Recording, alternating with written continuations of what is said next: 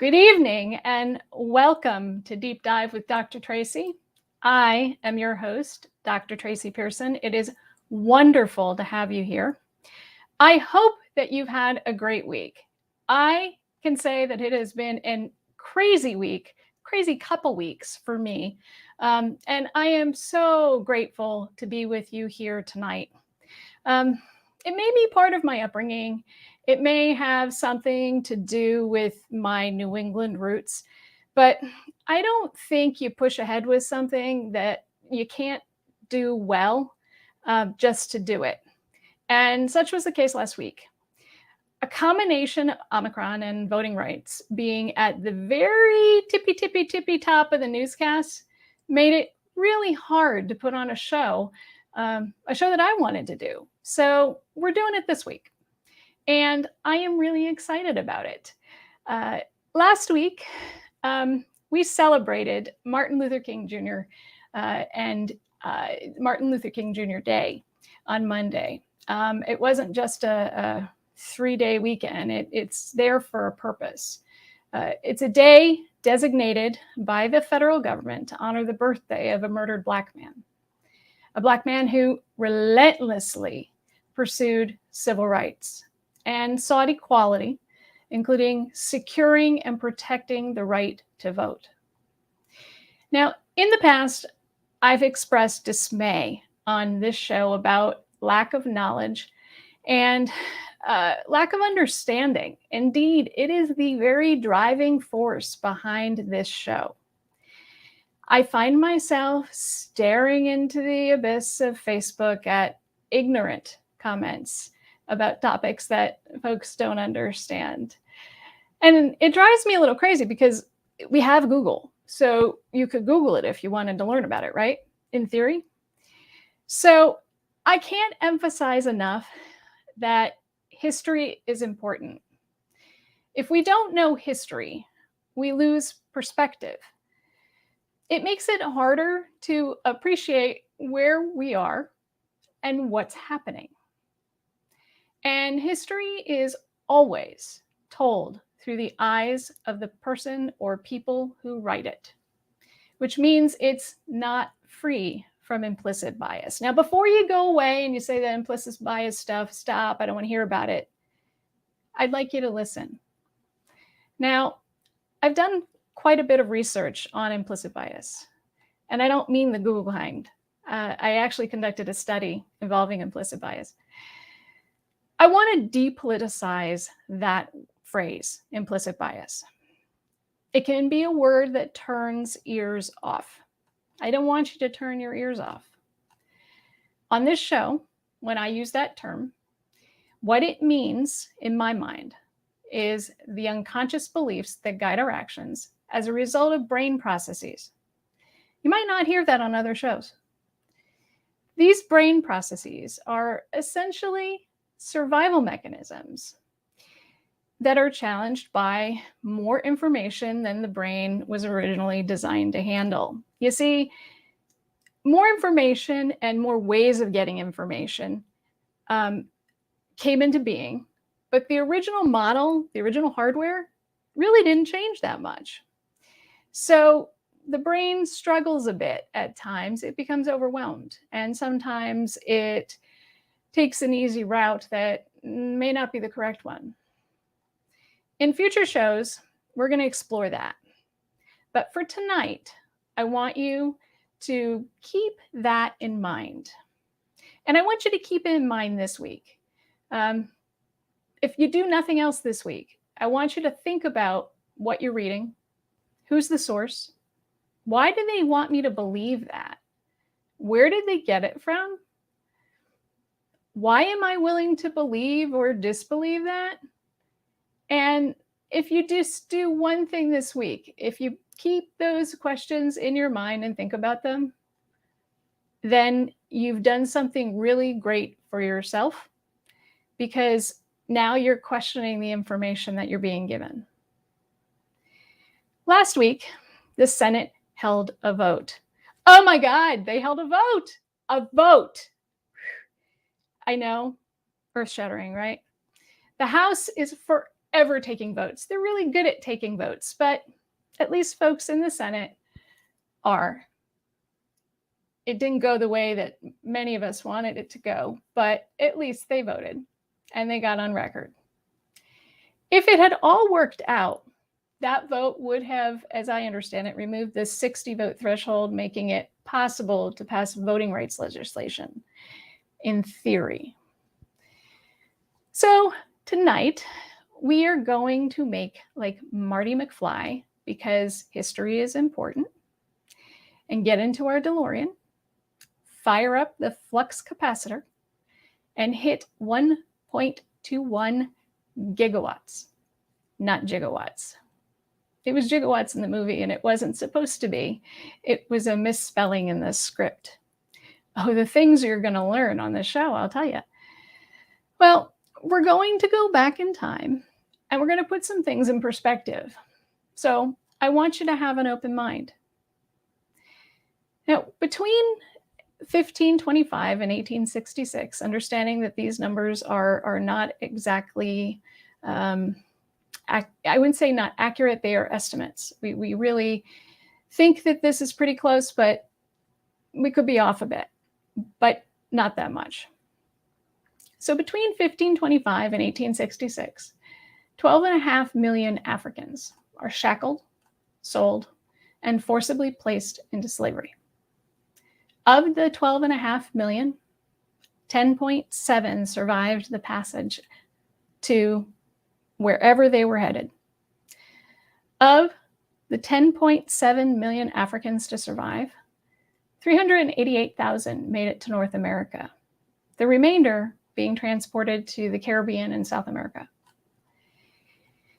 By 1860, there was a total Black population of 4,441,830. Of that 4,441,830, 488,070 were free. The rest were enslaved. Around 11%, give or take, if we're rounding up. 11%. To give you some perspective, since this has been a big football season these last couple of weeks, I'm really upset the Bucs lost. But since this has been a big football season, Michigan Stadium can hold 107,601 fans. So that number of enslaved Africans is a little over 4 Michigan stadiums. By 1870, 10 years later, 5,392,172 Blacks resided in the US. Ellis Island won't open for another 22 years in 1892. Once open, 12 million immigrants would pass through Ellis Island in 62 years. As a factual point, no passports or visas were required. No papers of any kind were required.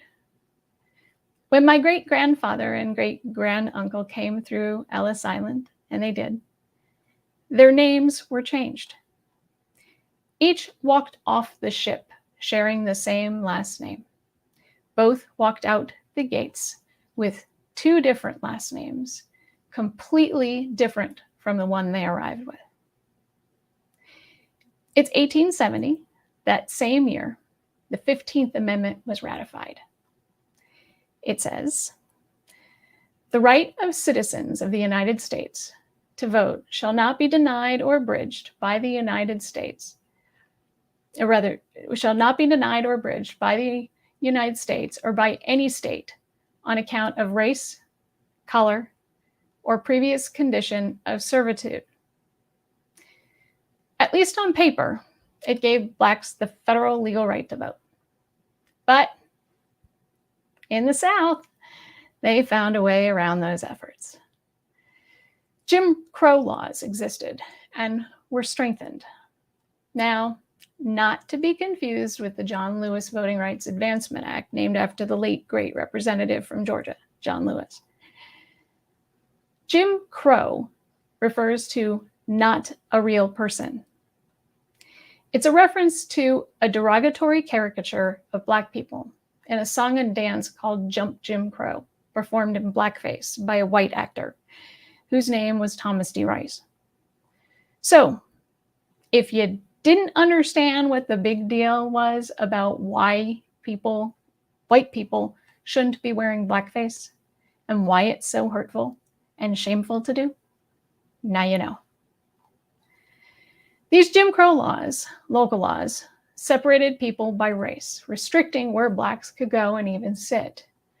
These laws acted, among other deprivations, to deprive Black people that right to vote.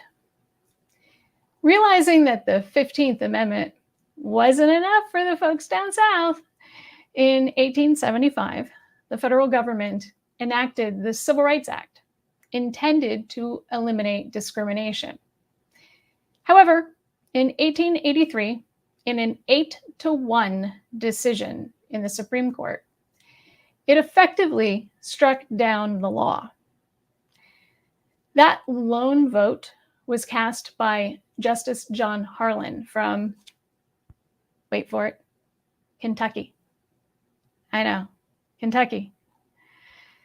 He pointed out the hypocrisy of the court.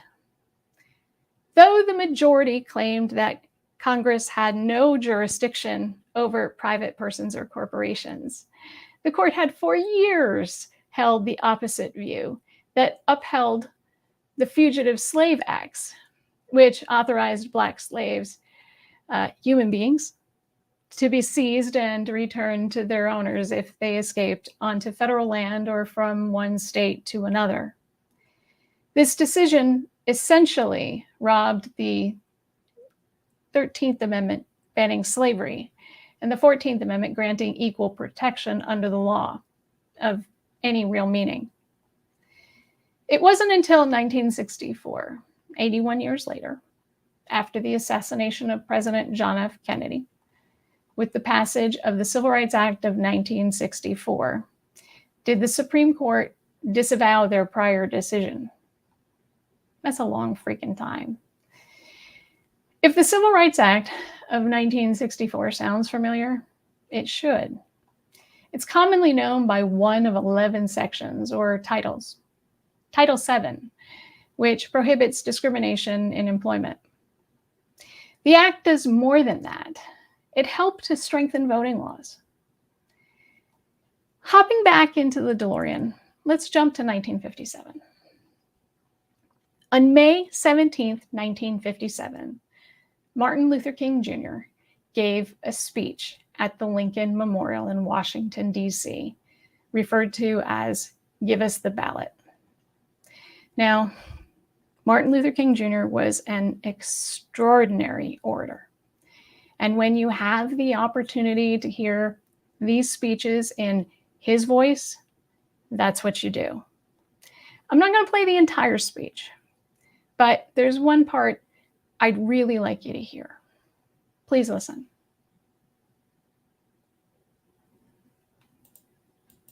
3 years ago, the Supreme Court of this nation rendered in simple, eloquent, and unequivocal language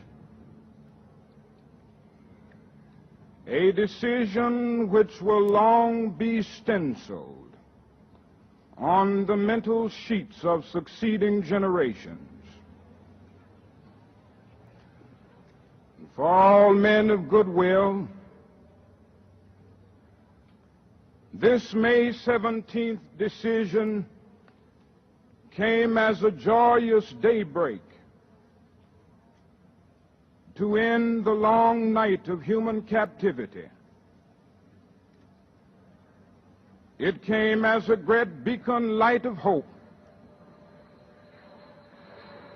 to millions of disinherited people throughout the world who had dared only to dream of freedom. Unfortunately, This noble and sublime decision has not gone without opposition. This opposition has often risen to ominous proportions. Many states have risen up in open defiance. The legislative halls of the South ring loud with such words as interposition and nullification. But even more, all types of conniving methods are still being used to prevent Negroes from becoming registered voters. The denial of this sacred right is a tragic betrayal of the highest mandates of our democratic tradition. So our most urgent request to the President of the United States and every member of Congress is to give us the right to vote. Give us the ballot, and we will no longer have to worry the federal government about our basic rights. Give us the ballot, and we will no longer plead to the federal government for passage of an anti-lynching law. We will, by the power of our vote, write the law on the statute books of the South and bring an end to the dastardly acts of the hooded perpetrators of violence. Give us the ballot, and we will transform the salient misdeeds of bloodthirsty mobs into the calculated good deeds of orderly citizens. Give us the ballot, and we will fill our legislative halls with men of goodwill and send to the sacred halls of Congress men who will not sign a Southern manifesto because of their devotion to the manifesto of justice. Give us the ballot, and we will place judges on the benches of the South who will do justly and love mercy. And we will place at the head of the Southern states governors who have felt not only the tang of the human, but the glow of the divine. Give us the ballot, and we will quietly and nonviolently, without rancor or bitterness, implement the Supreme Court's decision of May 17, 1954. That 1954 decision he refers to is the case of Brown v. Board of Education, which in a, if you can believe this, unanimous 9-0 ruling overruled Plessy v. Ferguson.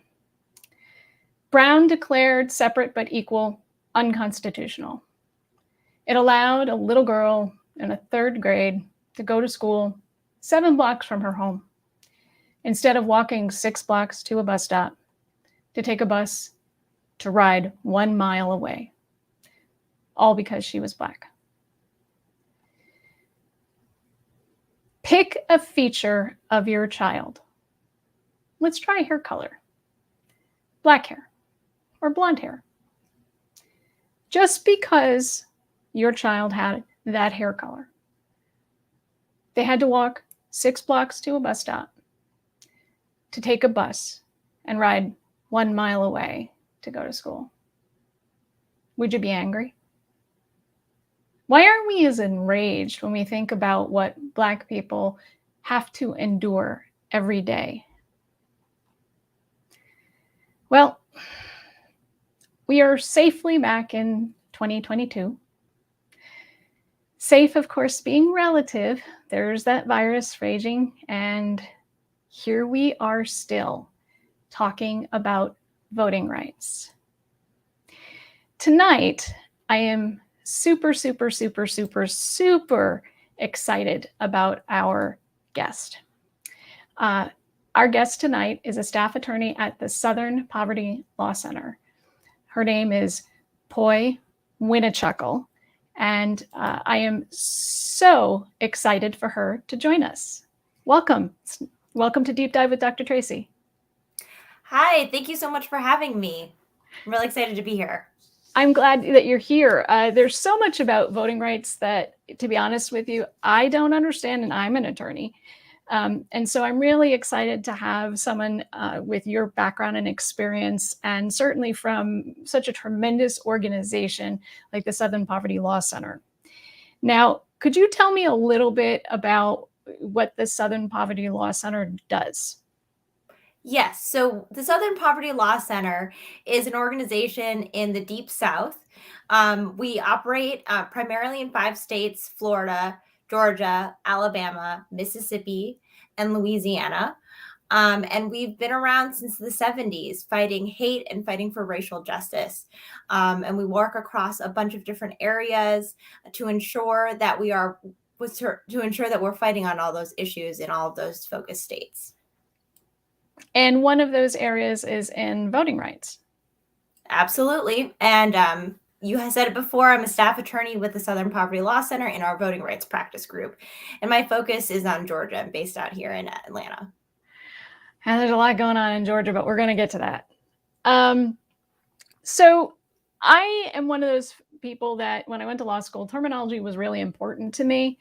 I remember studying that first year, cracking open the textbook the first day and passing by a word and saying, oh, I'll get it later. And then remembering that, wait a minute, someone might ask me a question about that word someday, and going back and saying, now I got to learn what it was. I think it was demur, to be honest with you. Yeah, that was a tough one. I remember seeing that too, and just, unlike you, just skipping ahead and pretending I didn't read it. I still have to look it up. I swear, it's one of those things that's just a mind block for me. I don't know why. But so terminology to me is important. If you don't know what the words mean, you have no idea what's going on in the world.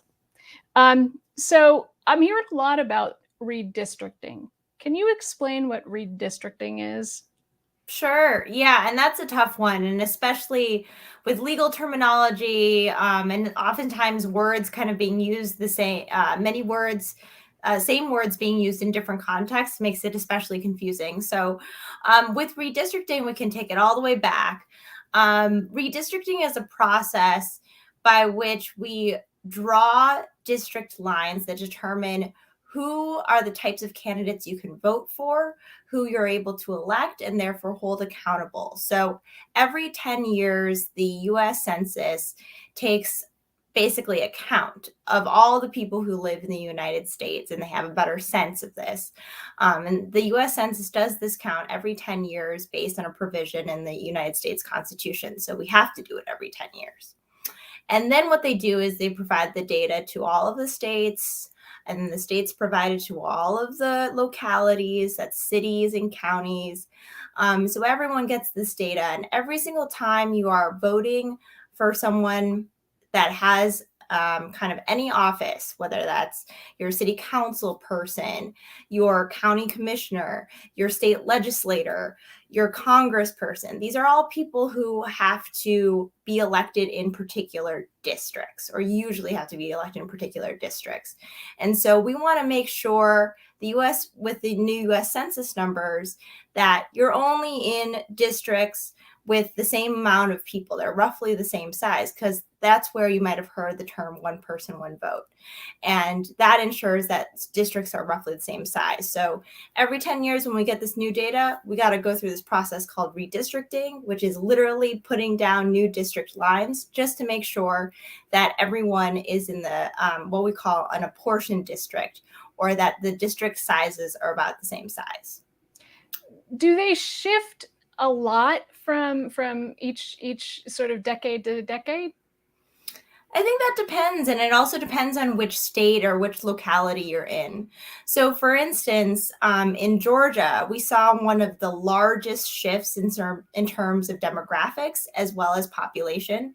I believe Georgia is something like the 6th largest increase in population compared to the rest of the states in the United States. And so you can see also in Georgia, even in comparison to the other states in the Deep South that the Southern Poverty Law Center works in, you also see a lot of people moving within that state. So not only did we increase in population overall, but we also saw people moving around a lot, which means that you got to draw district lines differently depending on where all these people live. Whereas some other states, especially in the Midwest right now, and sometimes in the Northeast, we saw actually a decrease of population. And so that requires also redistricting because now people have moved away or moved around. So it's a normal government process that we go through every 10 years or so. And it's designed with a purpose to ensure fairness. But I guess what I understand is that it hasn't been fair. Is that correct? It can oftentimes be unfair. Yes. And that's where we get to another term that some people might have heard before, gerrymandering. And this is an old term coming all the way back from a legislator in Massachusetts who, and that's where, we get his last name that bears this term. But gerrymandering is basically the manipulation of the redistricting process to draw lines in favor of one thing or another. So you may have heard the term racial gerrymandering. So that's an adjective attached to gerrymandering, meaning that they're manipulating the lines in order to draw certain people of a particular race in or out of a district. You might have heard the term partisan gerrymandering. Same concept, but the idea is to draw certain people of a party in or out of a district to advantage one party or the other. How do they go about doing that? I mean, is it primarily in places where there's sort of it's not forced segregation anymore, but segregation happens as a result of economic status and financial ability?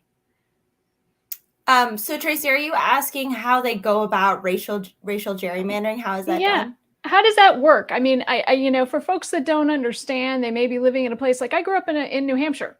And so when you said Massachusetts, I get a little wisty over that because, growing up in New England, I'm proud of that. And but yet at the same time, like if you were to look at New Hampshire in comparison to Boston, Massachusetts is a different place, particularly, in Boston and thereabouts. New Hampshire's got 2 districts, and if I recall correctly, and I'm just trying to think of, for us that wasn't a big deal, right? Because we really weren't that racially diverse. But for other places where that may be the case, how does that work? Do they pretty much know where everybody's living and they're sitting there on a table? I remember having a case once where we had to draw boundaries. It was a probate case, and I remember the lawyer throwing his tie over his shoulder, and the 2 of us were trying to draw how this property was going to get broken up between 2 people. And so that's an image I have in my head. It's sort of they're drawing out these boundaries, and they sort of know where everybody is based on that census, and they're drawing these wacky lines to try to exclude certain people or to sort of pen them into different districts so that they are potentially less represented. Is that really what's happening? Yeah, so it's not so much that there's a big map and then you take pen to paper. I think a lot of redistricting now is done through software, but the concept still kind of remains the same for racial gerrymandering, and it's almost exactly the way that you described it, Tracy, where you get the data that's presented by the census, and like you mentioned, it shows where people live, not precisely because we don't want to give away private information. So no one should be scared that the US Census is just delivering your information out there. But it kind of gives kind of a rough sketch of where people live in terms of the demographics and things like that. And so then what the software does is then you're basically just drawing. And it will provide and run different types of numbers, whether or not, for instance, you can see where cities are split up or how compact the district actually is. And there's a lot of statistics and things that you can do with the software nowadays. But in terms of racial gerrymandering, it's still the same concept, that you're using race and you're manipulating race in order to put people into certain districts or take people out of districts, with the effect being that you can change how much strength their vote has. And whether or not, like I said, the principle of redistricting is whether or not you get to vote for certain candidates or be able to elect certain candidates and have them represent you. Okay, that's really helpful, and that we sort of break this stuff down, because these are concepts that get thrown around in the news all the time, and there's really no opportunity to sort of stop and say, hey, what is this? What does this really mean? And the same thing applies to legislation. One of the things that Democrats do really well is give names to things. I'm a Democrat. I wear it broadly on, I should have a patch. And so I don't hide my politics on this show. And I recognize it. I own it. But legislation has these great names, but they don't really tell us what it says. And what I have noticed with this administration, who I love this administration. Actually, President Biden graduated from my law school. Now, granted, he graduated from my law school a very, very long time ago, in comparison to me, but I'm proud of that. And so, they're doing their best. They walked into a mess, an incredible mess. I can't even imagine what it was like for them. The plum book had been tossed up and ripped into shreds, and there was, chaos everywhere. He had to fire people who wouldn't even leave their appointed posts. I mean, it was just a mess. And then people were dying left, right, and center, and the hospitals were being overrun. I mean, I don't even know how, he's gotten it this far, because this place was a mess. Sort of like a ransacked rental that was left behind. And so, but that means messaging sometimes takes a back seat, and messaging is really important for the public. And so the federal legislation that had been proposed, one of the laws was named after John Lewis, Representative John Lewis. And so I'm wondering if you could share with us some of the things that were contained in that legislation that were important. Yeah, and I'm glad you mentioned that, because it also takes us to why this moment is so critical in voting rights. So I'll start first with just what's in the John Lewis Voting Rights Advancement Act. And what it really gets to the heart of is restoring protections for voting rights that we've had in place for decades. The clip you showed earlier and talked about earlier mentioned the Civil Rights Act of 1964, or you previously mentioned the Civil Rights Act of 1964. And then a key piece of legislation after that, just the year after, the Voting Rights Act of 1965, is one of the main tools that exists for us to protect voting rights. It's something that I use every day as an attorney to help make sure that everyone has equal access to the ballot. What the John Lewis Voting Rights Advancement Act would do if it had passed, and if it does pass, is that it would restore a key part of this legislation, a key part of the Voting Rights Act that was stripped away in 2013 based on a Supreme Court decision called Shelby County versus Holder. What this key provision did, and did for many decades, again, since 1965, continually enforced and renewed by Congress until 2013, was that it gave the Department of Justice jurisdiction to just take a second look at legislation that would change election law. Because for so long, as we know in our history, there were states and other localities and jurisdictions that were rolling back voting rights for people based on the color of their skin, based on their income level. And so in 2013, Shelby County versus Holder, that decision said, nope, we're not going to do this anymore. We're not going to let the Department of Justice take a second look, just to make sure basically that these laws were not discriminatory. And so without that, since then, we've had an onslaught of election law changes in states like Georgia, where I work in, that have rolled back voting rights and move forward with these kinds of discriminatory laws that the Voting Rights Act was set up in the first place to protect against. Now, the John Lewis Voting Rights Act would just simply restore that, what we call Section 5 preclearance. So it's Section 5 of the Voting Rights Act. And so, unfortunately, Congress was not able to restore that portion of that law. And so now we are still in our, it's since 2013, almost a full decade now without these protections, without the second look that the Department of Justice should be taking. And so we're seeing not only increased laws all across the country that are rolling back voting rights, but we're also seeing even more new ways that these election law changes are being implemented, including in our first redistricting cycle, going back to things we talked about previously. It's our first redistricting cycle without Section 5 protections. Okay. So the DOJ was sort of a watchdog that could step in when something just didn't smell right, didn't look right, didn't act right, was violating someone's rights, and that was taken away as a way to make sure that folks could vote in this country. Is that correct? Yeah, and even more than that, it was only a watchdog for states and jurisdictions that had been proven bad actors, right? So people who would violate laws and put in place discriminatory rollbacks to voting year after year after year, documented history of that.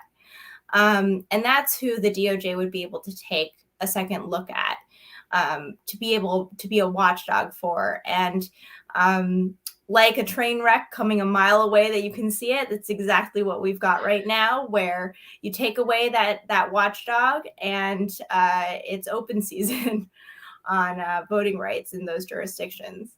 So why don't okay, so why don't we talk a little bit about what's going on in Georgia? I'm gonna get comfortable because I understand there's a lot going on in Georgia. I know Stacey Abrams has done a bang-up job getting people registered to vote down there. But what else is going on down there?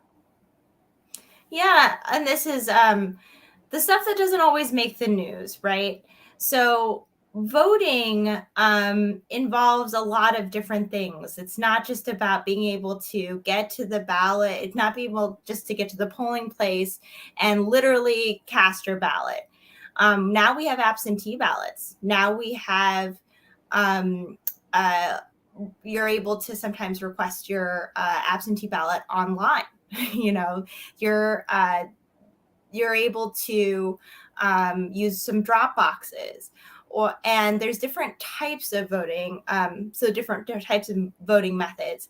There's also redistricting we talked about as well, which affects the strength of your vote, who you're able to cast a ballot for. And so all of these things are happening in Georgia right now. We're seeing polling place consolidations, meaning that in some places like Lincoln County, there are 7 polling places that are now being reduced to 1. The proposal is to reduce them to 1, meaning that people from all corners of the county have to travel in to 1 polling place. That makes no sense, especially in rural areas where there's no public transportation and limited access, especially for other people who already have access issues, like people with disabilities.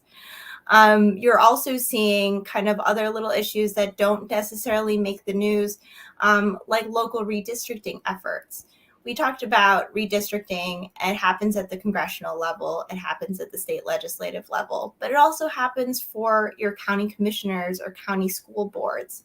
And in Georgia right now, that process is currently happening right now. And without very much oversight, these bills are just passing without the ability for the public to see them, to comment on them before they become into law. I've got so many questions. The consolidation, you said Lincoln County, how many people reside in that county? It's just over 7,000 people. But this is, the concern here is that these are the exact type of things that the DOJ would have had normally been able to double check. Like, to really question and have the resources to kind of look into, why does this need to happen? What kind of effect does this have on people who are people of color? What kind of effect does this have on people who live far away from the one polling place that remains open in the entire county? So this is just the first that we'll see, and I wouldn't be surprised if we'll see more actions like this throughout the state in the coming year. What about the consolidation just seems, I know from being an attorney and having done administrative process and whatnot.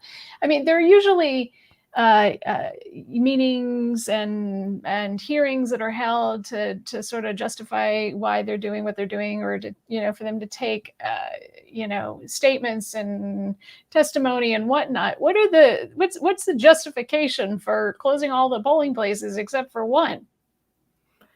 I think a lot of justification is cost. And that might be the only one that I can think of. It's not my preference to close down these polling places and consolidate so there's only one in the county. But I do think that election administrators have been very constrained in the past year. They faced a lot had to do a lot of hard work. There was a lot of scrutiny, yet their budgets haven't increased. They don't have any additional resources. And so they're having to work with and deal with an onslaught of harassment, intimidation, increasing election administration requirements because of these new big election laws that are forcing more scrutiny and even more rollbacks on voters while increasing pressure on election administrators. So I do empathize with that. But the answer here is not to address a problem that was fabricated and created by making it harder for people to vote. Right. And I hear that. And at the same time, to me, I guess I wonder how you're challenging these things. Are you challenging them on constitutional grounds? Are you challenging them on insufficiency of, based on sort of different burdens of proof standards? When somebody, the government can restrict your rights, but they have to meet certain levels of under certain burdens of proof. When I think about that, I think about First Amendment, and I think about different, strict scrutiny, intermediate scrutiny, all of those things. And so, rational basis test seems to not sort of fall in the same sort of level here. And when I hear about funding for polling places, especially since most people are volunteers who are counting these votes and things, and these are buildings that would be open anyway, but for the fact that you're voting. And so I'm curious, what's the weapon of choice for a lawyer like you to challenge these things? Well, the most we always challenge, even though I talked about the Voting Rights Act before and how Section 5 watchdog or preclearance provision here doesn't exist anymore for the DOJ to use. We, as voting rights attorneys, still use the Voting Rights Act in many ways. There are many provisions that still provide protections for, say, language minority populations, so limited English proficiency populations where there are people who rely on and predominantly speak a different language than English in order to be able to cast a ballot. As well as other protections, for instance, Section 2 of the Voting Rights Act that was enacted to kind of supplement and create this kind of effect standard. So you don't have to prove that there was intentional discrimination, but just that there are disparate effects based on for people who are people of color. We also challenged we're able to challenge things under the Constitution. The 14th Amendment's Equal Protection Clause simply says that people should have equal rights. It's a little bit more complicated and detailed than that in particular situations, but that's the gist of it, right? And going back to the precursors to the Civil Rights Act and the Voting Rights Act, we've got the 13th, 14th, 15th Amendments, right? We've got these amendments coming out of the Civil War era that provide protections for people so that they're not discriminated based on the color of their skin. Now, I want to turn back because you said something about the Department of Justice and pre-clearance. And it wasn't one of the things about the Department of Justice pre-clearance piece was that the burden shifted. Once it shifted to the states to prove that it wasn't discriminatory, or do I have that wrong? Right. So Section 5 of the Voting Rights Act, first, the steps would basically be that if you're one of the jurisdictions that the DOJ was a watchdog over, that you would have to submit your election law changes to the DOJ first and say, can I do this? And then they'd have a chance to review it. And then they would issue, if they said it was discriminatory, they'd have to issue something called an objection. So it'd be an attorney general's objection to that election law change, and then detailing why they thought that this change wasn't appropriate because it would be, the magic word here is retrogressive. The idea is it's literally a rollback reminiscent of old voting rights obstacles that in the Jim Crow era that would be implemented to block people from voting. And so you can always, some of the jurisdictions felt they didn't like these objections. You could contest them. But the standard here would be that the jurisdiction has to show that the voting law change was not retrogressive. So there is that kind of burden shift as well. Now, what other things are they doing in Georgia that we should be mindful of? I think the biggest thing, I started with all the things that are a little under the radar, but I think the biggest thing that folks might know about is the big law, the big omnibus 98-page law that was passed after the 2020 elections. And this big law, SB 202, as it's now infamously known, changed the entire scheme of how elections are run in Georgia. Everything from how all the various ways you can cast a ballot and have it counted. So absentee voting, early voting, voting by drop box, and in-person voting. It heightened, it created obstacles for each of those methods of voting, as well as it changing the way that ballots are having to be counted. There's a provision that basically you have these election administrators now have to essentially count the ballots without stopping. And that's because apparently some people were mad about the delays in some of the election results in 2020. And so, this count till you drop kind of provision stretches election administrators and their resources, just like we were previously talking about as well. And I'm sorry, I'm still stumped at this idea why folks can't vote. Like why is it so? Why are they taking this approach? Is it simply because they lost an election? I hate this simplified answer of it's racism, and that comes from my research and implicit bias and bias generally. But I'm just trying to understand why they're doing this, and why does somebody in California, I'm in Los Angeles, why do I care what's happening in Georgia? Yeah. You're asking all the good big questions. I think it's difficult to put your brain in a mindset like that, but that of why someone would try to trample on someone's rights and try so hard and desperately to do it. But I think that is the exact context point. Georgia, for instance, I mentioned our population has grown, our demographics have changed. We are almost a majority people of color state. And as we all now know, as a result of all the elections that happened in 2020, we know that Georgia is now a pivotal political state with 16 electoral votes. So we're on the map in many different ways now. And all of those things combined, I think, scare people. It really scares a lot of the people who have been in power for decades, people who are used to holding their offices, wielding their offices to get what they want, and not having to really serve people or people broadly, or certain people, namely people of color, that are their constituents, that are residents of Georgia. So now we're facing, because of those fears, I think there are a lot of people who are trying to now wield their power over people's rights.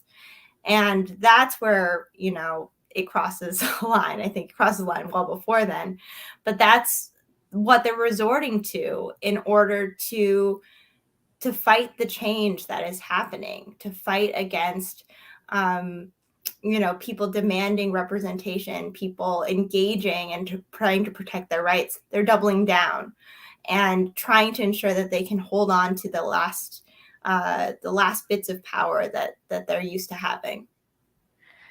So now that I feel hopeless and very frightened, even though I live in a very blue state, in a very blue county, what can people do? Because I know, Democrats can marshal and galvanize like no other when they want to. And hopefully we've explained why they want to. But what can they do? Yeah, I would, there's lots of different ways to engage. At SPLC, we host phone banks to make sure that voters are getting information, especially about these recent election law changes. We're one of many groups that is challenging this law, but until then, it is currently law, and it's important for people to know what their rights are under this current law and how to still cast a ballot and have it counted even now.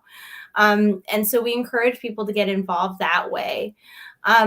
The other thing about voting rights, and this ties into something that you mentioned earlier, Tracy, about why people maybe in Los Angeles or in kind of areas where there may be fewer problems with voting rights or less aggressive problems with voting rights should really care about voting rights and what they can do. Voting rights is something that is, we want to be universal in this country. There are probably voting rights violations in your backyard, and any voting rights violation, anyone trampling on someone else's rights should concern all of us, regardless of where you are, where you live, who represents you, what political party you're part of. And it's important to engage even where you are to make sure that voting is accessible. And only that way can we show other people, we can look to the example, hopefully one day, of voting in California and voting in Los Angeles, that will help us try to meet that standard in Georgia. These states look at one another too, to make sure that they're keeping up with one another. And so if you can work on voting rights where you are as well, that should help everyone make sure that we all have the representation that's equal and accessible. Now, you can also, if you feel it's out of your ability to do some things, there are other things that you can do, which is to support the Southern Poverty Law Center financially. I believe that you folks take donations. Is that correct? Yes, that it's not quite my department as an attorney, but absolutely. We are a nonprofit organization, so we don't do this to make money. But anything that folks give does go to supporting our work. Wonderful. I know that I'm going to have lots more questions. You made so many things tonight so much more crystal clear than they were. And so I do hope that you'll agree to come back and see us, because I know that these things are becoming more and more dire as the days go on. It was wonderful to have you. Poy Winichakul, a staff attorney at the Southern Poverty Law Center in the Voting Rights Group. Thank you. Thank you so much for having me. I gotta tell you, I feel very anxious when I hear about this stuff. It's distressing to me, because it's not in my mindset for me to want to deprive someone of their rights. I remember the first time I voted. It was 1992, and I was in college, and I was in my college dorm room, and I had gotten my my absentee ballot, and I was living near New York City, and I was really excited to fill out my absentee ballot, because it's one of those moments that I remember like I was ascending the summit to adulthood. Voting in my family was a given. I remember bundling up and waiting in lines outside the high school in a small town in New Hampshire. My parents took me each and every time they voted. Some of that had to do with that I wasn't young enough. I was young enough that I couldn't stay home alone, but I like to believe it was also to model some behavior. You voted, and it wasn't something they had to tell me I needed to do in the future. When I moved to college, I got my absentee ballot and I voted. I remember one hot and testy election where my mom wanted to vote for, I think it was Mondale. And no doubt, I believe, because it was Geraldine Ferraro, the first woman to ever be on a major party ballot. She was at that time, she was on there as a candidate for vice president. And my dad said he wouldn't take my mom to the polls unless she voted for Reagan. And this sort of back and forth thing happened all the way until we got to the polls. I mean, this went on for a while, and I suppose looking back on it, it was sort of healthy ribbing, but it was ugly nonetheless, if I think about it in detail. And I remember my mom saying to me after we left the little booth with the red and white curtain, I voted for Mondale. Now, years later, my dad would vote for Democrats, but when it came to be my turn, it was never a thought in my mind that my vote wouldn't count, that someone would challenge it, or that it was going to be made impossible to acquire a ballot, or that it was going to be made hard to drop off the ballot, or that I was going to have to stand in a line with 7,000 other people. And that's what privilege does. We refer to our country as a democracy, but it isn't. It's a democratic republic. And it means that we have to vote for the folks that represent what we believe for our voices to be heard. And our votes have to be valid. How many polling stations there are, whether you can vote by mail, which for me, who has had to be really careful in light of COVID, is important. Whether my ballot comes to me or I have to request it, how I have to request it, whether you can even vote by mail, whether I can engage in the stream of commerce by, hello, Constitution, ordering something to be delivered to me as I stand in line for hours. Look, Democrats are really great when we have an enemy to hate. We galvanize like no other. We will march in droves. We will get ourselves arrested peacefully, mind you, over health care. We will march over certain rights, women, abortion. We will protest when Blacks are senselessly murdered. But when it comes to voting rights, we're meh. When there's a Democrat in the White House and we're in control of Congress, we excel at shooting ourselves in the foot. We're really great at that. The time to take action is now, folks. It's now. It's not later. You got to get fired up about this stuff. You got to be playing the game like Trump is in office and you want him out. You have to. Otherwise, we're going to be back where we were in absolute chaos. I want to thank you for being with me this evening. It was a lot of fun hearing about some new information that I didn't have, and I hope you learned something. My goal here is always to take that needle and the knowledge meter and point it toward more. Next week, we're going to be back with this amazing show. I am so excited about it. We are going to be talking about whistleblowing, and I have as guests, I have attorney Jordan Thomas. Read the New Yorker. He was featured in the New Yorker on Sunday. And I also have Tom Mueller. You may know his name, not Robert Mueller, Tom Mueller. He's the writer who wrote about whistleblowing, and he also has a book out about exposing the olive oil industry. So it's going to be a fun conversation, and I hope you'll join me. I wish you a good night and a great tomorrow. Thank you for joining me.